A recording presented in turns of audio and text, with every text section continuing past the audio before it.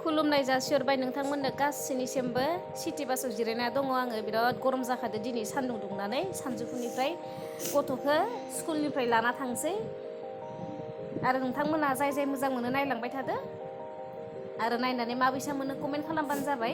जों दा न'आव थांनाय जानाय नङा सिद्दा गथ'खौ लानानै बाहेरा मोनसे जायगायाव थांनो नागिरदो। हजों न'निफ्राय मानसिफोर फैदों आरो बेखौनो जों दा लोगो हमैनो थांगासिनो। बिसोर न'निफोरा जोंनि न'आव हाबफैलायलानो बोथोराबो बिदिनो नालाय अखा बांखा बिनिखायनो बाहेरायावनो लोगो हमनोसै। गथ'खौबो आं बिदिनो लांनोसै जेबो ड्रेस चेन्ज खालामलायला।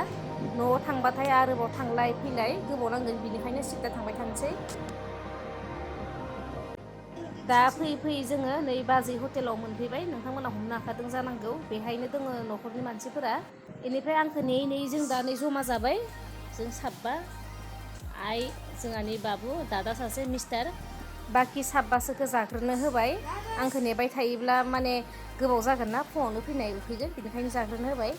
दानिया जों जाखांनानै नै जिरायना दङ दसे गोबाव बिदिनो रायज्लायबाय।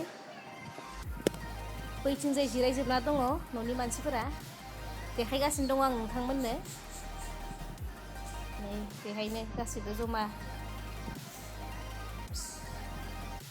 खान्थाल थाइजौ जानाय बोथोर ना जों न'निफ्राय खान्थाल लाबोफादों बे खान्थालखौनो जोंनि गारियाव थिखांदों। बोथोराबो बिनो नालाय अखा बांखा आरो मोनसे खामानियावसो फैब्रबनो गोनां जादोंमोन उनाव फैफिनसिगोन होननानै दिनै माने बाहेरा थांनोसै हाबैलायला।